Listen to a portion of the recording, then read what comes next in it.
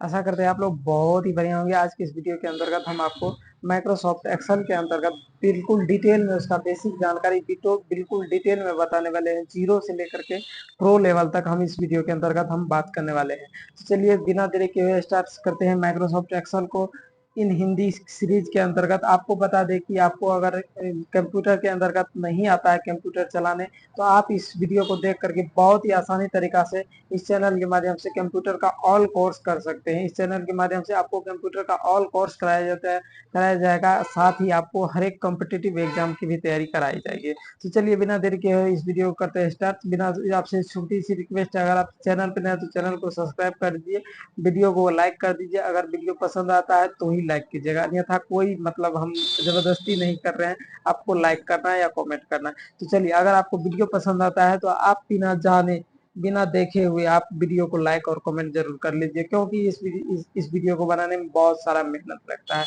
तो चलिए बिना देरी के स्टार्ट करते हैं। उससे पहले आपको बता दें कि माइक्रोसॉफ्ट एक्सेल होता क्या है। देखिए, माइक्रोसॉफ्ट एक्सेल बेसिकली क्या होता है, यहाँ पे हम आते हैं।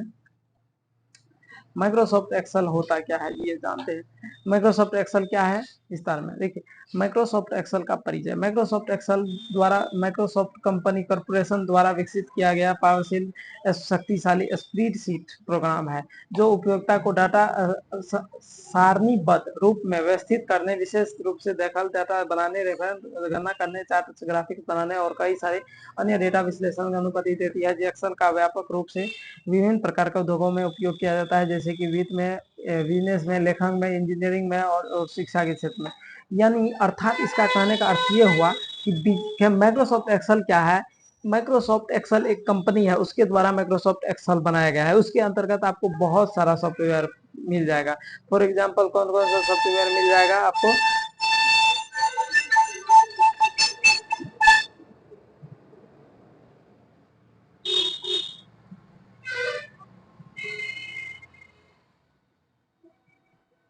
माइक्रोसॉफ्ट ऑफिस एक सॉफ्टवेयर होता है, जिसके अंतर्गत बहुत सारा सॉफ्टवेयर आपको मिल जाएगा, जो जिसमें कि एक पावर पॉइंट माइक्रोसॉफ्ट हो गया, माइक्रोसॉफ्ट एक्सेल हो गया, पावर पॉइंट हो गया, एमएस वर्ड हो गया, etc सॉफ्टवेयर आपको उस ऑफिस के अंतर्गत मिल जाएगा। तो चलिए, इसमें से एक्सेल एक बहुत ही पावरफुल स्प्रेडशीट वाला सॉफ्टवेयर है, जिसके अंतर्गत क्या किया जाता है, बिजनेस से रिलेटेड बहुत सारा काम किया जाता है।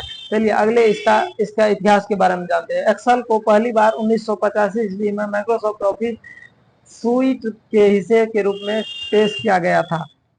बाद में 1987 में यानी 1985 में बना और 1987 में विंडोज की पूरी जानकारी जारी कर दिया गया, यानी विंडोज के लिए जारी कर दिया गया। इसका दुनिया में सबसे व्यापक रूप से किए जाने वाले स्प्रेडशीट प्रोग्राम एक बनने के लिए इसमें कई सारा अपग्रेड किया, सुधार किया, यानी इसमें बहुत सारा काम किया है। चलिए, एक्सेल के अंतर्गत क्या होता है। एक्सेल के अंदर जो ये सब बॉक्स दिख रहा है आपको, ये सबको कहते हैं सेल। क्या कहते हैं, इसके अंतर्गत जो डब्बा बना हुआ रहता है उसको कहते हैं सेल, जहां उपभोक्ता इनपुट डाटा को एंट्री करता है, या ना जिसके अंतर्गत आप डाटा एंट्री का काम कर सकते हैं और हेर फेर करते हैं। इस सेल को इधर से उधर भी करते हैं। जैसे कि अब सेल को पहचानने के लिए कुछ इसका सिंबल होता है, जैसे A1, यहाँ पे ये इस सेल का एड्रेस, जिसको सेल को पहचानने के लिए उसका सेल एड्रेस होता है। जैसे फॉर एग्जांपल A1 होता है, B1 होता है, B2, C3 होता है। तो जैसे ये कौन सा सेल हो गया, ये हो गया आपको यहाँ पे देखिएगा, तो ये हो गया A1 सेल, यानी इधर से A और इधर से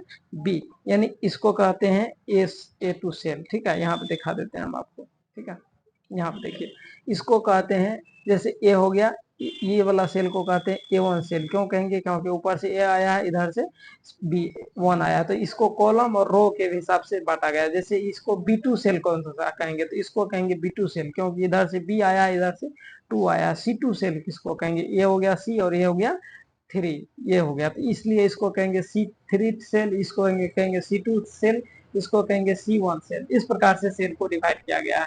तो आई होप कि आपको समझ में आ गया होगा सेल। चलिए आगे बढ़ते हैं।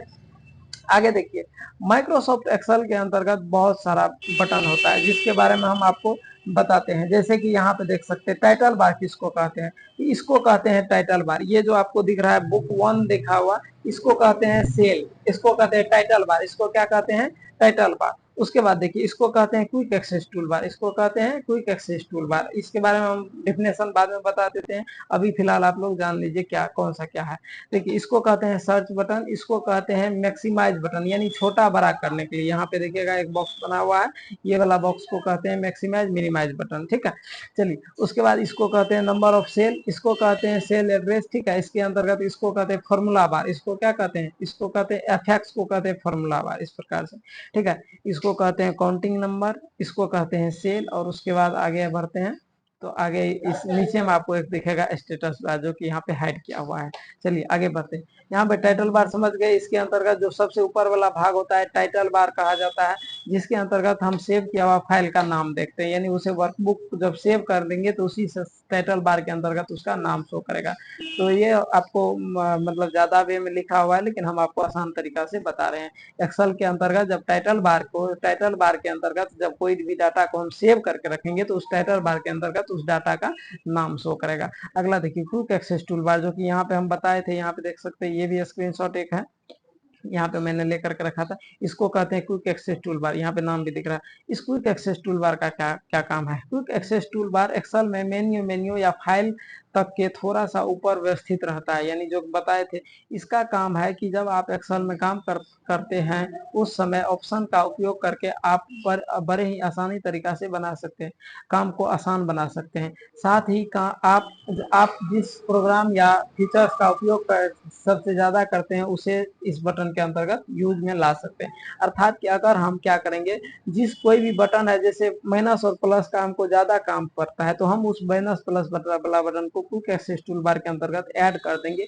उससे क्या होगा, हमारा काम बहुत आसान हो जाएगा, यानी उस काम को हम बहुत जल्दी एक्सेस कर पाएंगे, समझे। इसको फिलहाल और भी डिटेल में जानेंगे जब इसका यूज करेंगे तब। फिलहाल देखिए उसके बाद है रिबन। रिबन क्या होता है, रिबन बेसिकली ये होता है जो कि ऊपर में दिख रहा है, जैसे फाइल, होम, इंसर्ट, ड्रॉ, पे layout, formula, data, review, view, ये सबको कहते हैं रिबन। यानी कौन सा मेन्यू, रिबन टैब, टैब कहते हैं या मेन्यू कहते हैं। दूसरा नाम मेन्यू हो गया, आपका एक नाम हो गया टैब, तो इसका नाम है टैब, ठीक है। टैब या मेन्यू, मेन्यू होता है उसके नीचे वाला, यहाँ पे जो भी नाम होगा, जैसे फॉर एग्जांपल यहाँ पे देख सकते हैं, इस सबको कहते हैं, इसको कहते हैं, नीचे वाला को कहते हैं रिबन, और इसको कहते हैं टैब या मेन्यू, इसको कहते हैं रिबन। जैसे यहाँ पे देख सकते हैं, ये व्हाइट वाला जो है, व्हाइट वाला को कहेंगे रिबन, यहाँ से व्हाइट वाला से नीचे वाला ये जो पट्टी है इसको कहेंगे रिबन, और इसको कहते हैं मेन्यू या टैब, दो नाम से जाना जाता है, मेन्यू या टैब, इस प्रकार से। चलिए यहाँ पे देख सकते हैं, यहाँ पे आपको देखा जाएगा टैब का काम क्या है, रिबन का क्या काम है। इसके अंतर्गत बहुत सारा काम कर सकते हैं, बहुत सारा ऑप्शन रहता है, बहुत अलग अलग प्रकार का काम कर सकते हैं। रिबन माइक्रोसॉफ्ट विंडो का शीर्ष पर हेडर की तरह रहता है।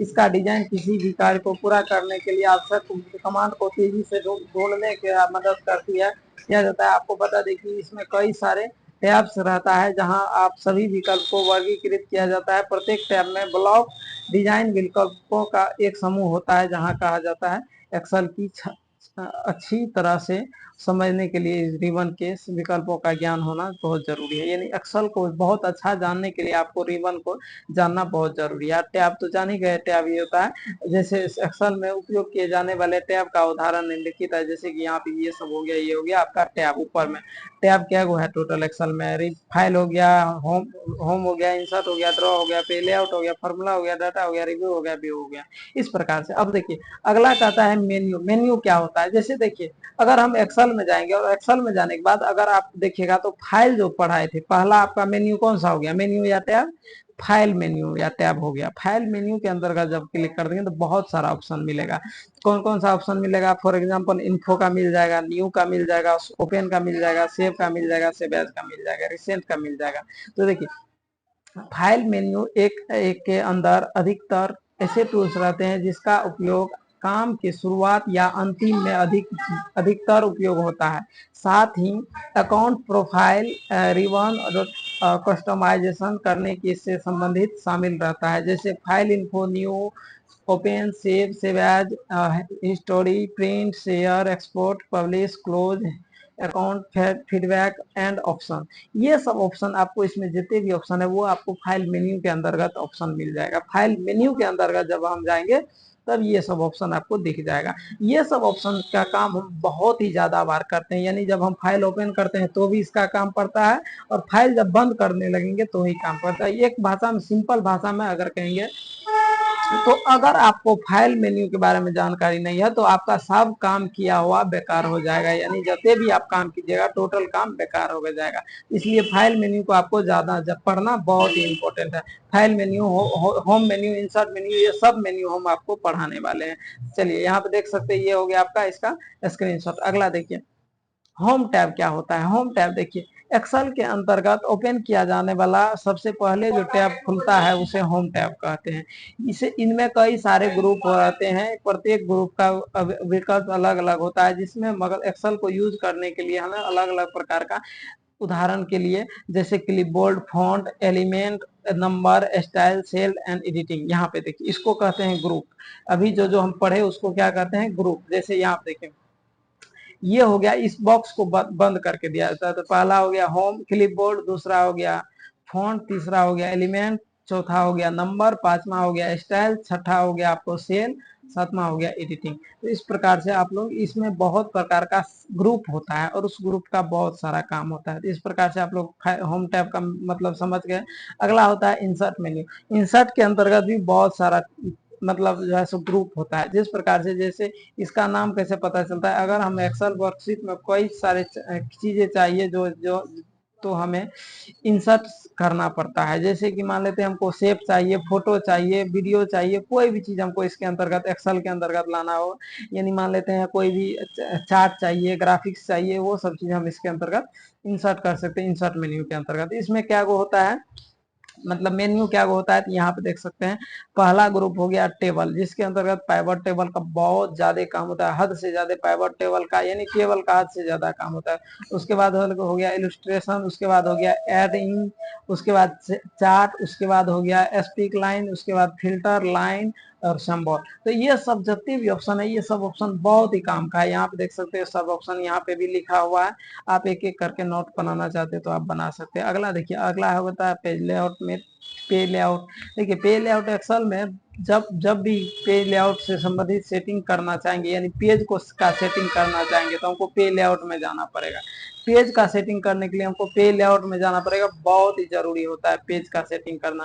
क्योंकि इसमें देख सकते हैं इसमें पेज में जैसे A4 साइज होता है, B4 साइज होता है, मतलब बहुत प्रकार का प्रिंट करना, प्रिंट को सेट करना, पेज के पीछे बैकग्राउंड लगाना, यानी पेज को आगे पीछे करना, यानी एक से एक अधिक आकृति को आगे पीछे करने के लिए हमको अरेंज का यूज करना पड़ता है। शीट ऑप्शन के अंतर्गत, शीट के अंतर्गत बहुत सारा काम कर सकते हैं।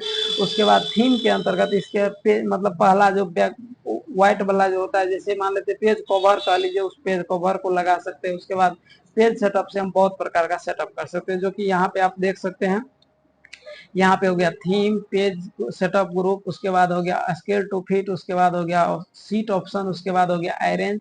तो इस प्रकार से बहुत सारा हम काम कर सकते हैं। चलिए अगले क्वेश्चन की ओर बढ़ते हैं। तो अगला फार्मूला होता है हमारा फार्मूला टैब। फार्मूला का टैब बहुत ही इंपॉर्टेंट है, हद से ज्यादा ये भी इंपॉर्टेंट है। तो देखिए फार्मूला टैब का बेसिकली काम क्या है, जब भी एक्सेल में कोई भी फार्मूला सूत्र लगाना होता है या हमें फार्मूला से संबंधित किसी भी चीज की आवश्यकता होती है तो उसे फार्मूला यानी उसे सूत्र के टैब का उपयोग किया जाता है। जैसे कि जिनकी मदद से हमें डेटा की गणना यानी कैलकुलेशन करते हैं।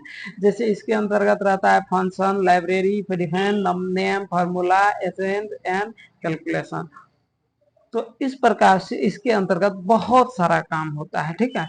फार्मूला से बहुत सारा काम कर सकता है। इसके बारे में डिटेल में हम जानकारी आगे चल करके हम जानने वाले हैं, मतलब नेक्स्ट वीडियो में। इस वीडियो में आपको बेसिक जानकारी दे रहे हैं, पूरा डिटेल में बेसिक जानकारी दे रहे हैं। अब देखिए डाटा टैब किसे कहते हैं। अगला मेन्यू पढ़ाए थे, यहाँ पे डाटा टैब, ये देख सकते हैं, ये हो गया आपका कौन सा टैब, ये हो गया आपका डाटा टैब। यहाँ पे देख सकते हैं, आपको हम फाइल मेन्यू पढ़ा दिए, होम मेन्यू बता दिए, इंसर्ट, ड्रॉ, पे लेआउट, फार्मूला और ड्रॉ। अगला दो और बचल है, रिव्यू और व्यू। अब देखिए डाटा टैब क्या होता है समझते हैं। देखिए डाटा टैब एक्सेल के में डाटा टैब का इस्तेमाल बहुत ज़्यादा होता है, क्योंकि हम जानते हैं कि अधिकतर शीट कैलकुलेशन और डाटा संबंधित लोग ही एक्सेल पर ज्यादा काम कर सकते हैं, यानी डाटा से संबंधित कैलकुलेशन करने के लिए ही इसका उपयोग किया जाता है। जब डाटा से संबंधित कई चीजें करनी होती है, डाटा टैब की मदद से काम करते हैं, जैसे query, transform, sort data, filter data, tools, function, outline. तो बहुत प्रकार का डाटा का काम होता है। तो इस डाटा के काम को हम आगे चल करके जानेंगे किस प्रकार से इसमें काम करेंगे। अगला देखिए रिव्यू होता है। रिव्यू के अंतर्गत अक्सर हम एक्सेल में अपना काम पूरा कर लेते हैं यह देखने के लिए जब हमें वह सही है या गलत नहीं है।